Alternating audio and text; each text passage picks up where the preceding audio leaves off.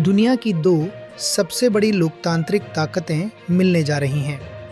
क्या भारत और जर्मनी के बीच होने वाला ये महामिलन वैश्विक व्यापार और डिफेंस की तस्वीर बदल देगा?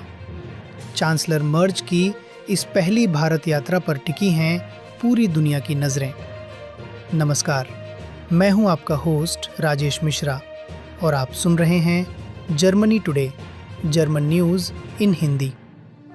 आज की सबसे बड़ी और ख़ास खबर, जर्मन चांसलर फ्रीडरिच मर्ज अपनी पहली आधिकारिक भारत यात्रा पर आ रहे हैं।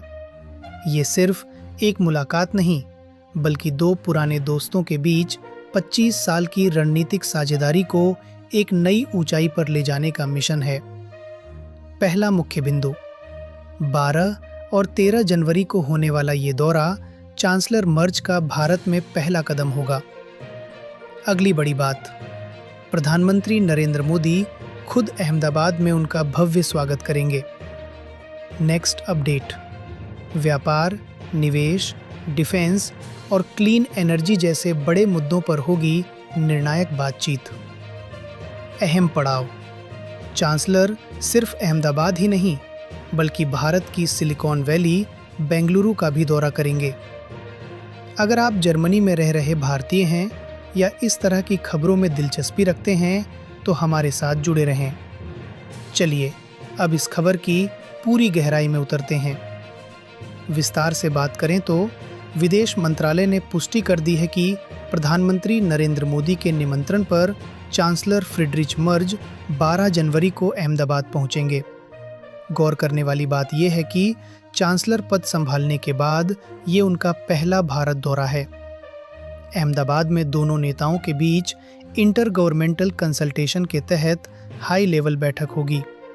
इस बैठक का मुख्य एजेंडा है डिफेंस और सिक्योरिटी। भारत अपनी सैन्य शक्ति को आधुनिक बनाने के लिए जर्मनी की उन्नत तकनीक में दिलचस्पी रखता है। वहीं जर्मनी भारत को एक भरोसेमंद सुरक्षा भागीदार के रूप में देख रहा है। अगले दिन यानी 13 जनवरी को चांसलर बेंगलुरु जाएंगे। यहाँ फोकस होगा टेक्नोलॉजी, इनोवेशन और स्किलिंग पर।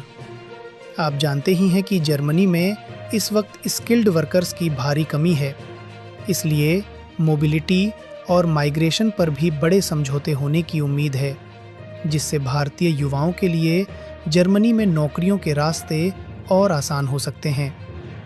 ये दौरा इसलिए भी खास है क्योंकि इसी महीने के अंत में भारत EU समिट भी होने वाली है। ऐसे में जर्मनी, जो यूरोप की सबसे बड़ी अर्थव्यवस्था है, भारत के साथ फ्री ट्रेड एग्रीमेंट FTA की दिशा में एक बड़ा गेम चेंजर साबित हो सकता है।